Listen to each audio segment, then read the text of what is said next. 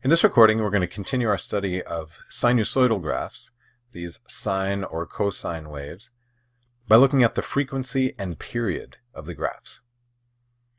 So basically what that has to do with is how stretched out horizontally the graphs are.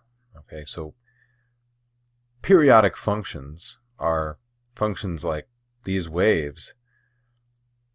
They have a particular period which may or may not be 2 pi, the full cycle around a circle. So let's consider this graph here, y equals 3 cosine x, which is graphed. So it says, on your graphing calculator, sketch the graph of 3 cosine 2x on the same axes. Okay. We can do that. So let's pull up our graphing calculator. So if you have your own graphing calculator, you can play along. If not, you can just watch. So first, check to see that you're in radian mode by pressing mode, and you should be in radians here. We're going to go into y equals, and we're going to enter the original function, which is 3 cosine of x. And the zoom we press is zoom 6. No, excuse me, zoom 7 for z trig. That's what we want right here. So that gives us a nice graph, and we can see from the sheet the points that correspond. So this is 0, pi over 2, pi, 3 pi over 2, and this is 2 pi right here. So it goes a little bit beyond that. So we're going to now, in y2, put in the function 3 cosine 2x.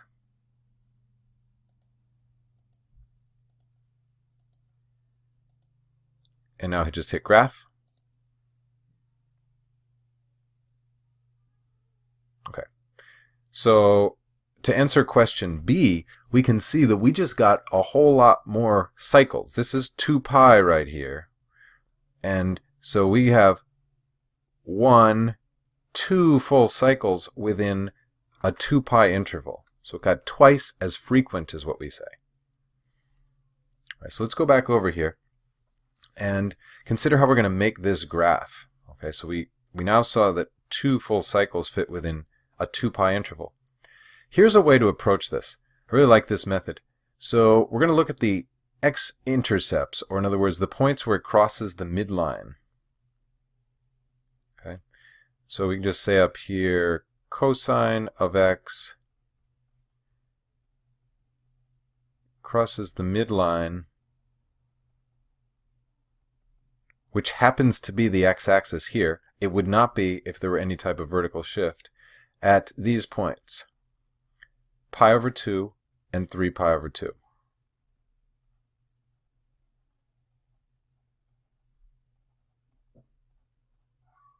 Of course, it also crosses at negative values, but if we can get the one cycle in the positive direction, I think we can kind of extrapolate that out to the negative direction. So over here, we're just going to do a little math. We're going to say, hey, everything inside here in the function of cosine affects the horizontal stretch and shift. So 2x has to be equal to pi over 2. And now just do a little solving. So if I multiply both sides by half, x equals pi over 4. So that means I'm going to have now a new intercept at pi over 4. It's right here. And if I do the same for 3 pi over 2,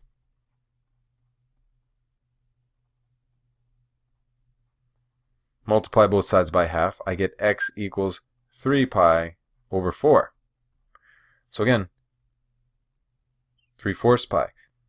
So I'm going to come in here and erase a couple of these points that were on the original graph that aren't on our new graph. Bear with us. This is a little confusing, so let's try to get this straight. Our new graph, with what we just saw in the graphing calculator, has the same maximum point, but it has an x-intercept of 1/4 pi and 3/4 pi. So those are the 2 points we're hitting. So we're going to start up here, the same point, go down all the way 3 units below, and it ends here having completed 1 cycle. Okay, once you have one cycle sketched out, you can pretty much just continue that both to the right and to the left of what we've drawn, because we know this continues infinitely. They're just more loops around the circle.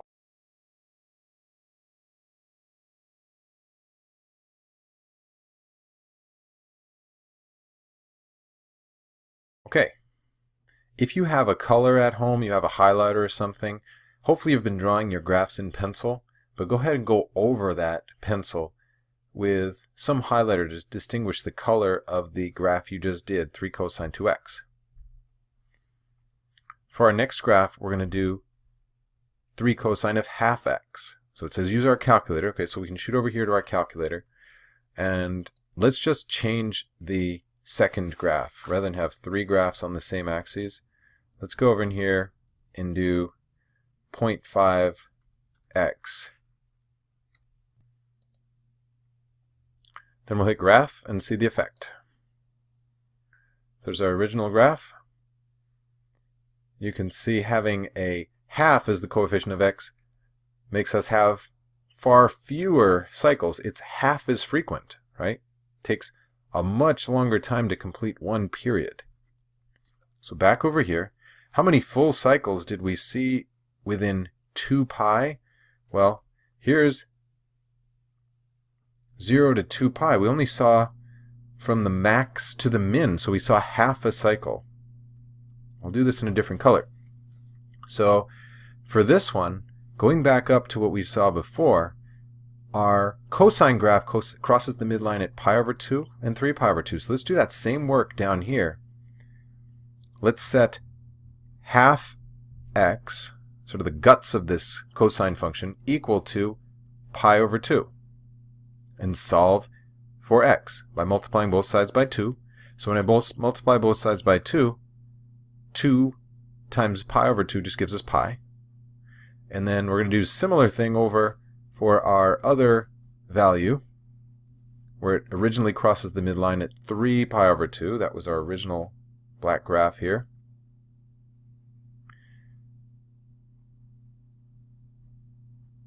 So multiplying both sides by 2 to solve for x gives us 3 pi. So those are the points I'm shooting for. Well, 3 pi is off our charts. Maybe I should have changed that to be a number that would fit in here. So I'm going to kind of scrap that. Even though it's reasonable, it doesn't really fit on my graph. Let's do half x equals negative pi over 2. That one is going to be another place where it crosses the midline. So when you multiply both sides by 2, we get x equals negative pi. That's going to fit nicer. So let's go ahead and make that graph. We have the same starting point. Cosine always starts at a maximum on the y-axis, but it's going to take until pi before it gets down to the midline. And then it's going to obviously take another pi to get down to its minimum. So do your best to curve in a nice curve there. I can already tell this one's off to a bad start. It should not be a straight line, it should be a curve. So something like that. Try to make it so it's a curve. And then we said negative pi is another intercept. So something like that. Okay, very nice. And again, that matches what we had over here, the red graph.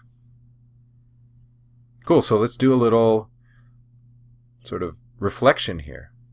Okay, why don't you read this paragraph and play the recording when you're ready.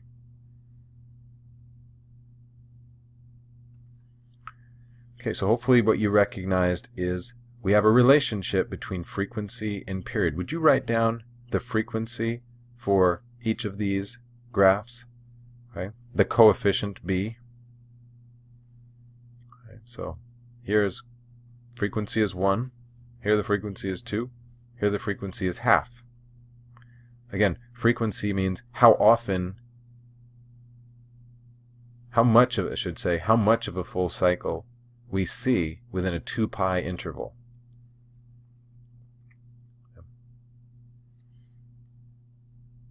Period has to do with the length of a full cycle, the minimum horizontal distance for it to complete or repeat its pattern. So the period here, as we saw above, was 2 pi. When we compressed it, its period was pi, and when we stretched it, its period was 4 pi. You might be saying, 4 pi, what are you talking about? Let's go back up here. It took from negative 2 pi all the way to positive 2 pi. And by the way, I should have labels on these graphs. This is y equals... Okay, those all should be labeled, at least 2 out of the 3, so I can distinguish them. Okay. All right, so we notice something here. On the next page, it encourages us to notice a pattern here. What happens when you multiply b times p each time? What are you noticing with the product? Well, 1 times 2 pi, 2 times pi, half times 4 pi. It's all coming out the same thing. Right? The product of the period and the frequency, p times b, is always coming out 2 pi.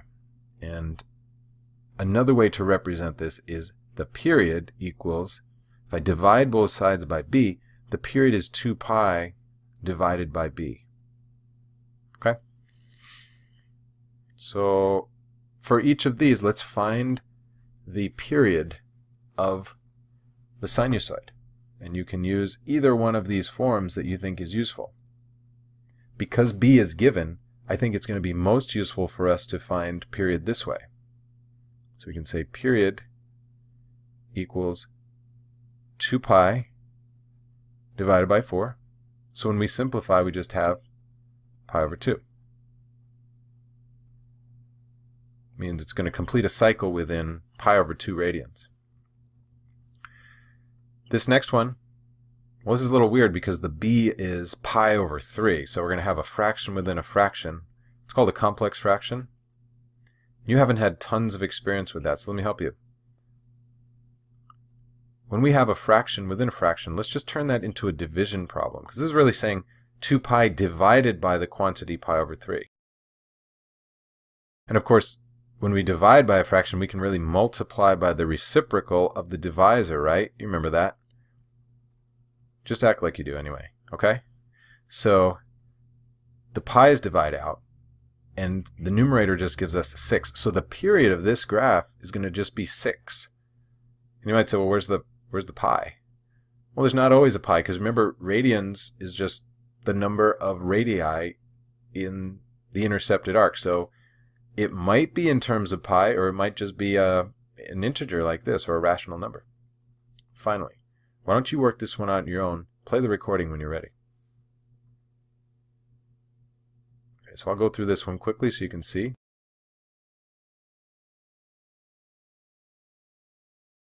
So the period of that graph worked out to be 3 pi. All right, our final question here has to do with sketching this graph for one full period to the right and to the left of the y-axis. So we need to get a sense of this. Yes, we can pop it into our calculator. That's always available, but what I notice is people that don't know what they're doing, it's pretty evident in their graph. They just look like a squiggle. No real understanding. It's just to label our axes. We don't even have a scale on this. So let's figure out the x-intercepts, where those are going to be. So think about our sine graph.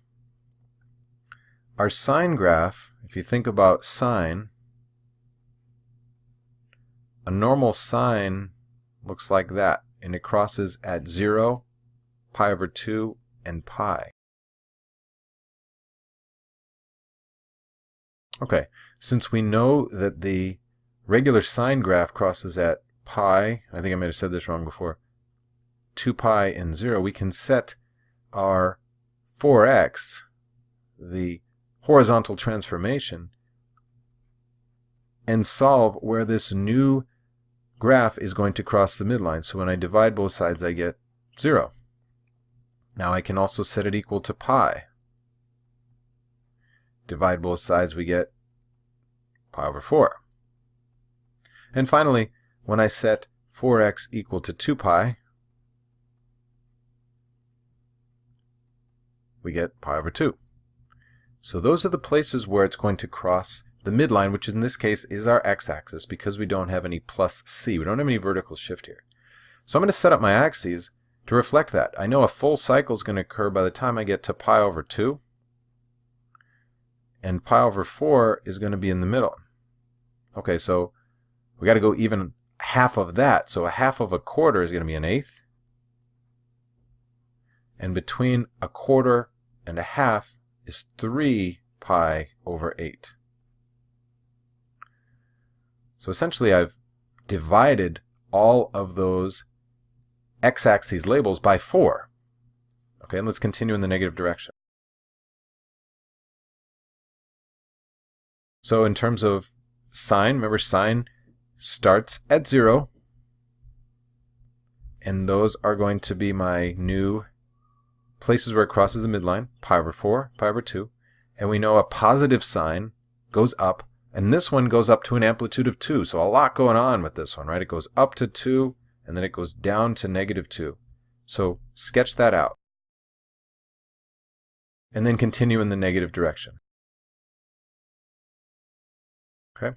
And my challenge for you, what I'm going to put on the quiz, is for you to work on this question here, where you're given some information about a tide, and it wants to know, okay, what would be the frequency? So use your problem-solving ability, try to work that one out. Thanks for watching.